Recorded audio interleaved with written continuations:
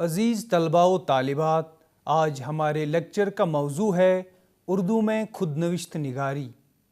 سوانحی ادب کے سرمایے میں خود نوشت سوانح عمری ایک اہم درجہ رکھتی ہے۔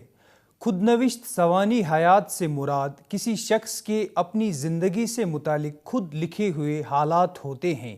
خود نوشت سوانح حیات میں مصنف اپنی تصویر خود کھینچتا ہے۔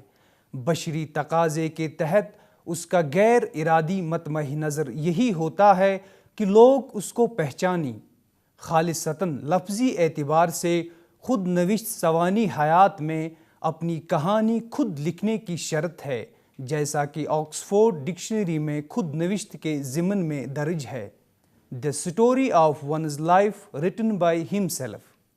خود نوشت سوانح حیات لکھتے وقت مصنف کی اپنی شخصیت ایک ایسا محور ہوتی ہے جس کے گرد پوری تصنیف گھومتی ہے۔ خود نوشت سوانح حیات میں اپنی ذات سے متعلق خود ہی بیان دیے جاتے ہیں۔ یہ ایک نجی چیز ہوتی ہے اور اس میں لکھنے والے کو اپنی زندگی سے متعلق، اپنے زمانے کے دوسرے امور اور افراد کے متعلق بہت آزادی سے اظہار خیال کا موقع ملتا ہے۔ اردو میں خود نوشت سوانح عمری کی روایت پر جب نظر ڈالتے ہیں تو سوانح عمری کی طرح آپ بیتی بھی جدید دور کی پیداوار معلوم ہوتی ہے۔ اردو میں آپ بیتی کے اظہار کی مختلف نوعیتیں اور مختلف صورتیں ہیں۔ خود نوشت سوانح حیات یوں تو اپنی کہانی اپنی زبانی سنانے کا ہی نام ہے، لیکن ادب میں بہت سی اصناف ایسی بھی ملتی ہیں جو مصنف کی شخصیت، اس کی ڈکی چھپی خواہشوں اور آرزوؤں کے سامنے چپکے سے آئینہ رکھ دیتی ہیں۔ وہ تحریریں جن سے فنکار کی ذات جھلکتی ہے اور باوجود پردہ پوشی کے پردہ دری ہو ہی جاتی ہے، وہ روزنامچے، خطوط، سفر نامے، رپورٹاج اور زندگی کے کسی مخصوص دور کی مختصر رویدادیں ہیں۔ جب وہ ان تحریروں میں بار بار میں کا استعمال کرتا ہے تو غیر شعوری طور پر اپنے بارے میں اظہار خیال کرتا ہے۔ خود نوشت سوانح حیات کے سلسلے میں اردو میں دیگر زبانوں کے قابل ذکر ترجمے بھی ہوئے ہیں، جن میں تلاش حق گاندھی جی، میری کہانی جواہر لال نہرو، اعترافات روسو، گرد راہ میر تقی میر، عشق نامہ واجد علی شاہ اختر اور الایام ڈاکٹر طٰہٰ حسین وغیرہ خاص طور پر قابل ذکر ہیں۔ خود نوشت سوانح عمری ترقی یافتہ صورت یا مکمل صنف کی حیثیت سے اردو میں 20ویں صدی کے آغاز سے ملتی ہے۔ اس سلسلہ کی سب سے پہلی آپ بیتی مولانا محمد جعفر کی کالا پانی ہے۔ اس سے پہلے اردو زبان میں خود نوشت سوانح عمری یا اس قبیل کی کوئی اور کتاب نظر نہیں آتی، بقول مولانا علیم الدین سالک۔ سب سے پہلے آپ بیتی جو اردو زبان میں لکھی گئی وہ مولانا محمد جعفر کا کالا پانی ہے۔ ظہیر دہلوی پہلے شخص ہیں جنہوں نے شعوری طور پر صراحت کے ساتھ اپنی آپ بیتی داستان غدر لکھی۔ ظہیر دہلوی نے اپنی زندگی کے اہم واقعات کے ساتھ غدر کی تفصیلات بھی لکھی ہیں۔ چونکہ اس خود نوشت میں زیادہ زور 1857 کے حادثات و واقعات پر دیا گیا ہے، لیکن اس کے باوجود یہ غدر کی داستان بھی ہے اور آپ بیتی بھی۔ اسے اردو کی اولین آپ بیتی نہ بھی کہا جائے تب بھی اس کو چند اولین آپ بیتیوں میں ضرور شامل کیا جا سکتا ہے۔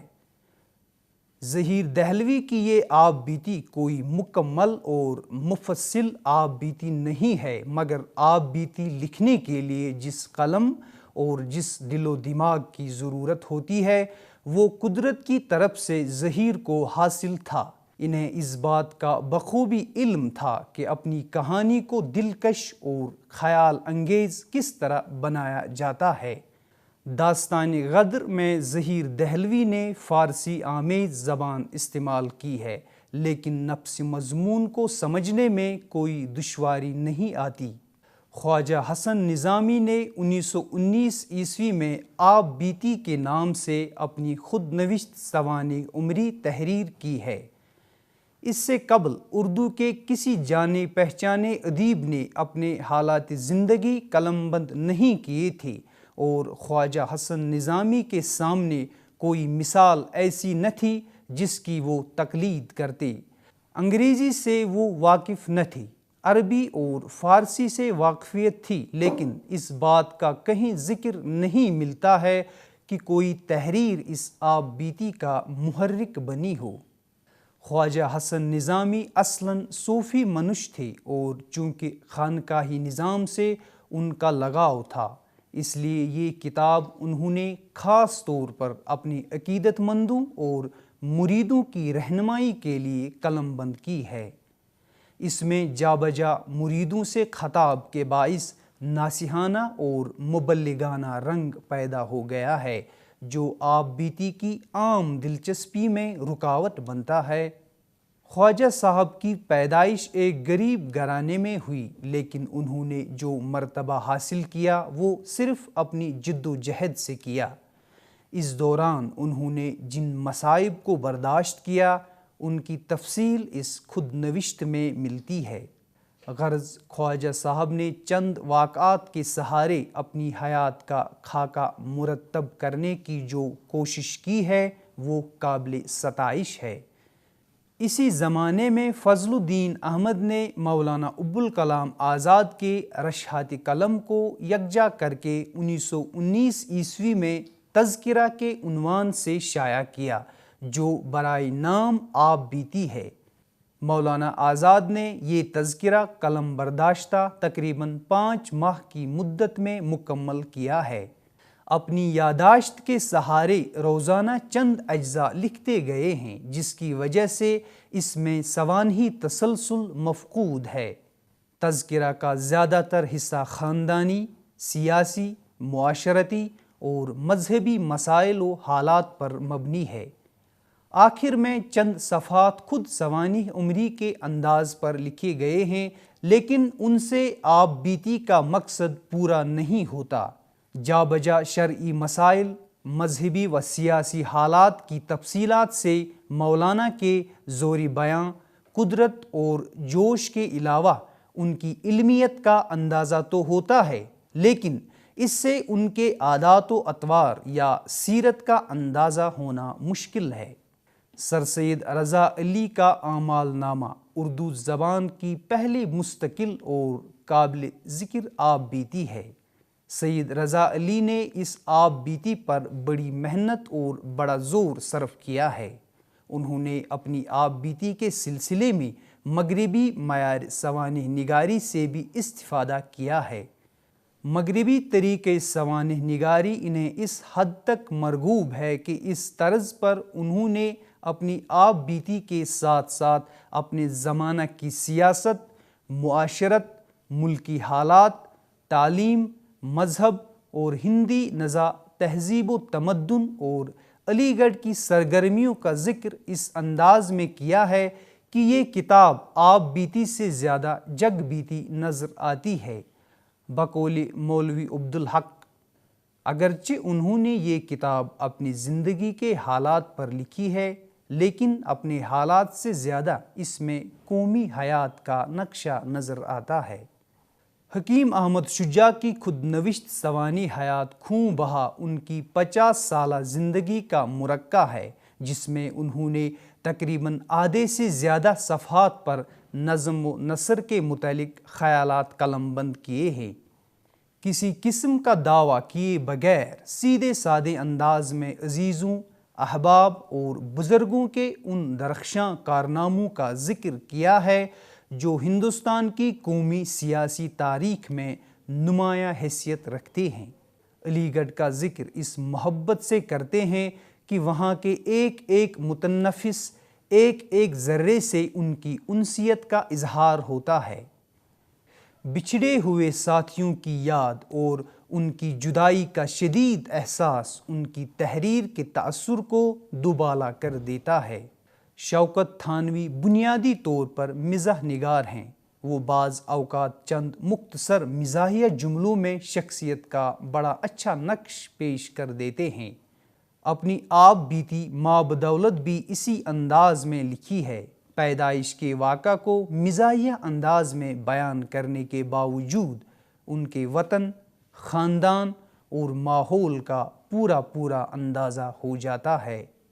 بچپن کی شرارتوں، تعلیم و تربیت، گھریلو حالات اور ماحول کا ذکر بھی مزاحیہ انداز میں کیا ہے۔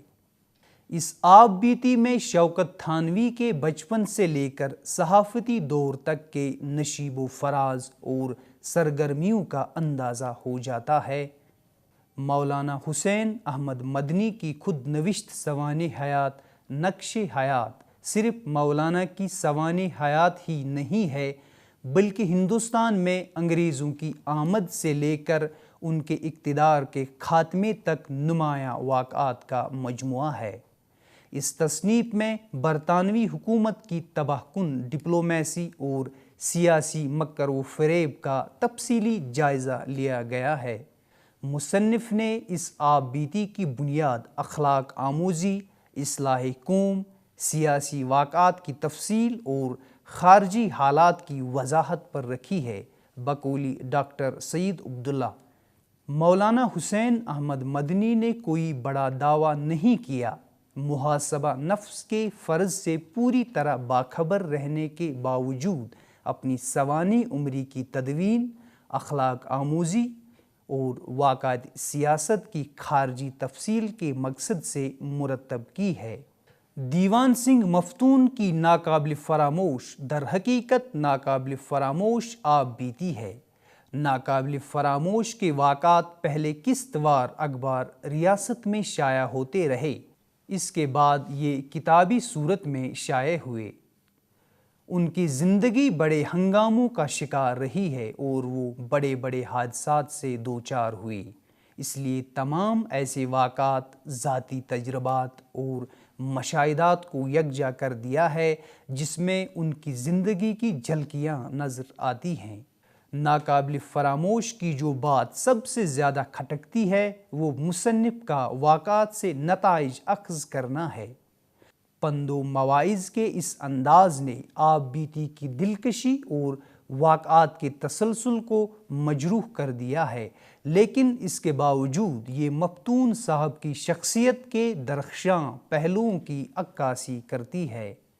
نواب ہوشیار جنگ کی سوانحی یادداشت مشاہدات کے عنوان سے 1955 عیسوی میں شائع ہوئی۔ یہ کتاب 21 عنوانات پر مشتمل ہے۔ اس میں اگرچہ نواب ہوشیار نے اپنے بچپن اور مذہبی مسلک پر بھی بات کی ہے، مگر اس کتاب کا اصل موضوع حیدرآباد کی سیاست ہی ہے۔ چونکہ ہوشیار جنگ کا دربار سے قریبی تعلق رہا تھا، اس لیے اس واقعے کو انہوں نے بڑی شدت سے محسوس کر کے بیان کیا ہے۔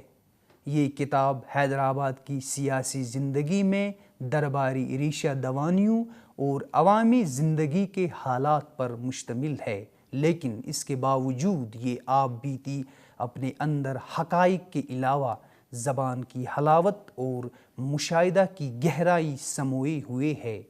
اس آپ بیتی میں مصنف کی ذات، عقائد، گزرے ہوئے شب و روز، اس کے دل کی کسک اور روحانی مسرتوں کا عکس نمایاں ہے۔ عبدالمجید سالک بلند پایہ ادیب، خوشگو شاعر، مشاق صحافی اور اردو میں مزاحیہ کالم کے بانی تھے۔ سرگزشت ان کی آپ بیتی کا عنوان ہے۔ سرگزشت عبدالمجید سالک کی صرف خود نوشت سوانح حیات ہی نہیں ہے، بلکہ براعظم ہند و پاک اور خاص طور پر سرزمین پنجاب کے سیاسی، مجلسی، علمی، ادبی، تہذیبی رجحانات اور تحریکات کی ایک دلچسپ داستان بھی ہے۔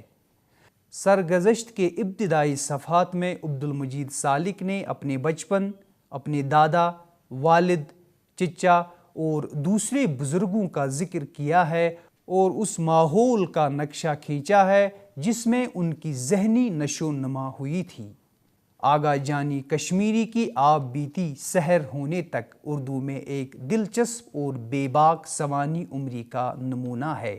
اپنی کمزوریوں اور خوبیوں کے برملا اظہار کو ہمیشہ خود نوشت میں نامناسب اور معیوب سمجھا گیا ہے، لیکن آغا جانی کشمیری کی آپ بیتی دو ٹوک بات کہنے کی اچھی مثال ہے۔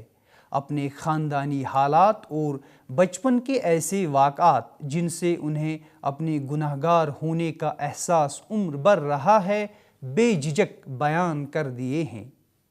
بچپن کے واقعات سے ایک ایسے بچے کی تصویر ابھرتی ہے جو نہ تربیت یافتہ ہے لیکن ذہین، خوبصورت اور صحت مند ہے۔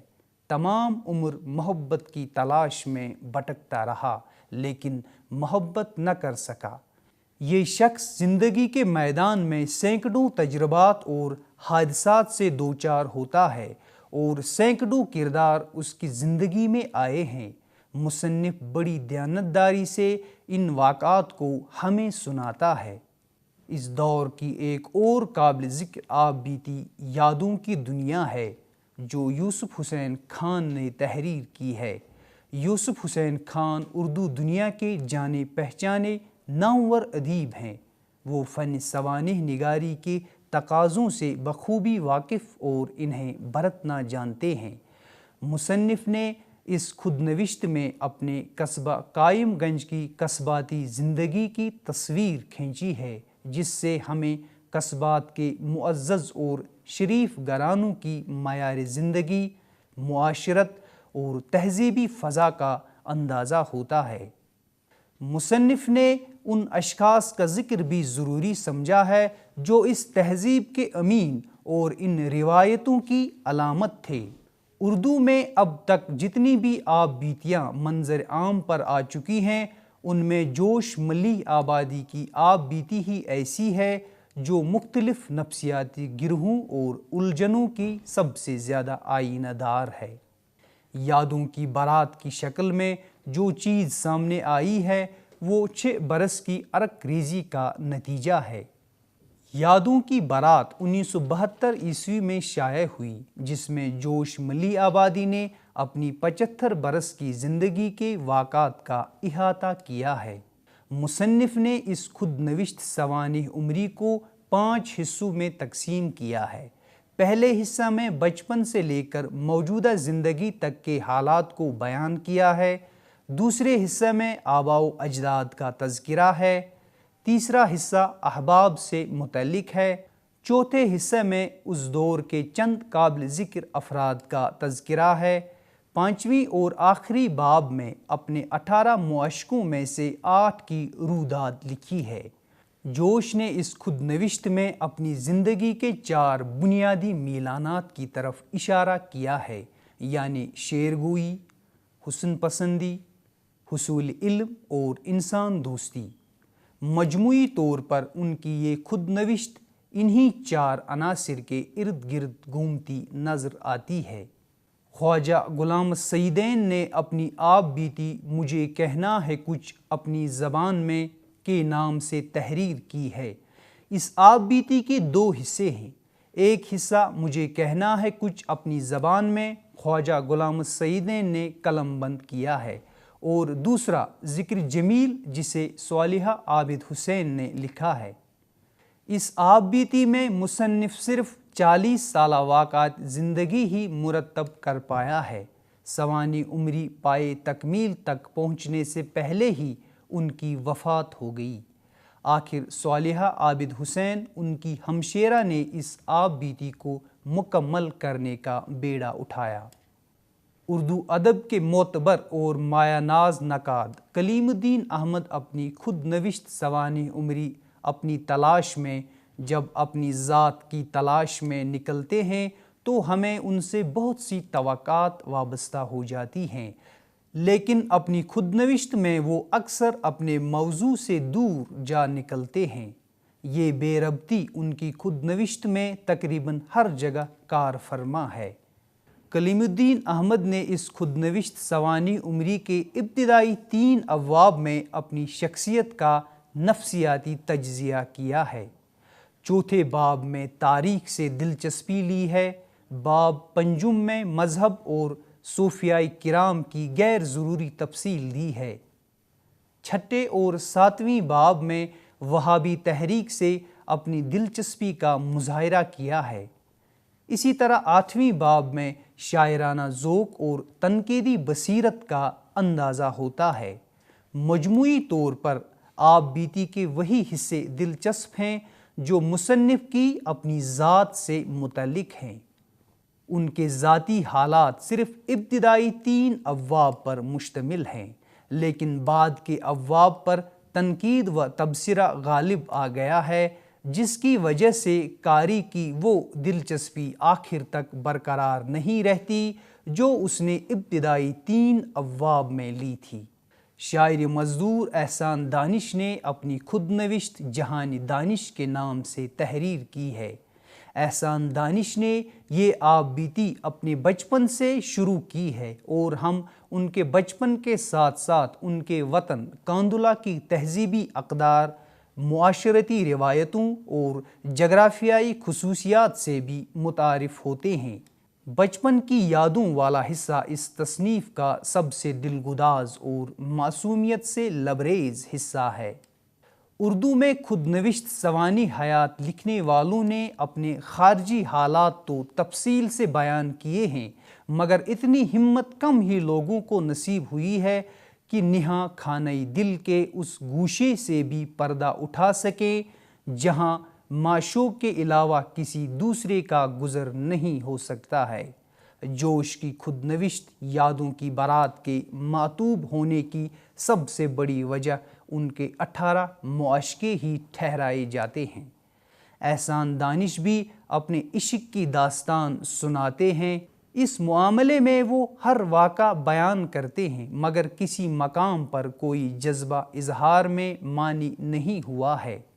شمعی میرے حالات میں میرے لیے ایسی تھی جیسے قیدیوں کو خوش رکھنے کے لیے جیلر ڈرامے وغیرہ کا تفریحی پروگرام بھی روا رکھتے ہیں تاکہ سارے دن کی جانگداز محنت انہیں جینے سے بیزار نہ کر دے۔ مشتاق احمد یوسفی نے اپنی خود نوشت زرگزشت کے عنوان سے لکھی ہے۔ بینک سے سالہ سال ملازمت کا تعلق ہونے کے سبب انہوں نے اس کتاب کو زرگزشت کا نام دیا ہے۔ زرگزشت کم و بیش 20 سال پرانی یادوں اور باتوں کی داستان ہے۔ اس خود نوشت میں مشتاق احمد یوسفی نے اپنی آشفتہ سری اور خاک وسری کی داستان مزے لے لے کر سنائی ہے۔